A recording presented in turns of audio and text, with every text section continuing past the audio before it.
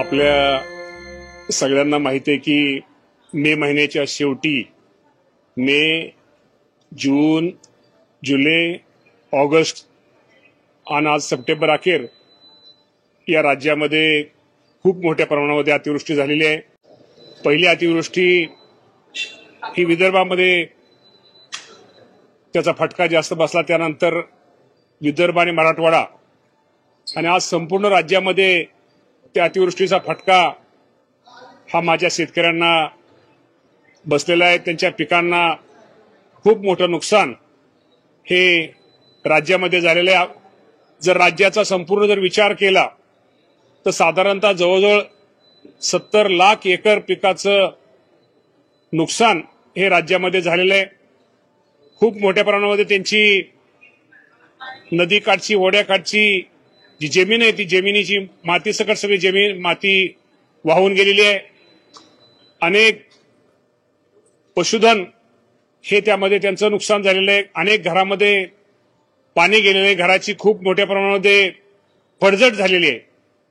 शाळा असतील किंवा इतर गोष्टी असतील, खूप मोठं नुकसान आहे आणि या नुकसानीचे पंचनामे करण्याचा आदेश या राज्याचे मुख्यमंत्री देवेंद्र फडणवीस साहेब असतील, एकनाथजी शिंदे साहेब असतील, अजितदादा पवार साहेब असतील, हे तिन्ही नेते या संपूर्ण राज्याच्या परिस्थितीवरती लक्ष ठेवून आहेत। सगळीकडे पंचनाम्याचं काम हे युद्ध पातळीवरती सुरू आहे। माझ्या शेतकरी बांधवांना या निमित्तानं मी एवढं सांगू इच्छितो की शेवटी हे निसर्गाचं संकट आहे। शेवटी आपल्या सगळ्यांना याला सामोरं जावंच लागेल, शेवटी धीर धरावंच लागेल। शेवटी या संकटाच्या काळी, अडचणीच्या काळी हे शासन तुमच्या सगळ्यांच्या पाठीमागे आहे। ज्यांचे नुकसान भरपाई झालेली, पंचनामे पूर्ण झालेत त्यांना नुकसान भरपाई दिलेली आहे। अजूनही ज्यांची नुकसान भरपाई देण्याचं राहिलेलं आहे ते सर्व नुकसान भरपाई ज्या अतिवृष्टीमुळे ज्या शेतकऱ्यांचं नुकसान होणार आहे ती संपूर्ण नुकसान भरपाई दिवाळीच्या अगोदर माझ्या सगळ्या शेतकरी बांधवांना दिली जाईल। परंतु शेवटी हे संकट खूप मोठं आहे, त्यामुळे या संकटाला आपल्या सगळ्यांना सामोरं घेऊन मुकाबला हा करणं गरजेचं आहे।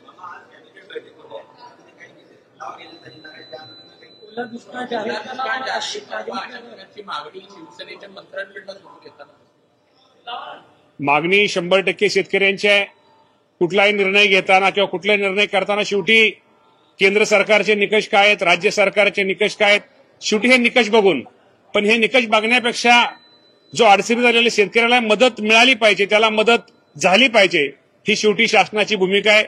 शेवटी हे शासन हे शेतकऱ्यांच्या पाठिंब्यावरच अवलंबून आहे, त्यामुळे शेतकऱ्यांना मदत करणं शेवटी आमचं कर्तव्य आहे आणि निश्चित प्रकारे हे सरकार माझ्या सर्व शेतकऱ्यांना मदत करेल, सहकार्य करेल। ज्या ज्या जनावरं वाहून गेलेले त्या सर्व जनावरांचे जे वाहून गेले त्याची सगळी माहिती ही संकलित केली जात आहे। ज्याची जनावरं वाहून गेलेली त्या सर्वांना मदत केली जाईल।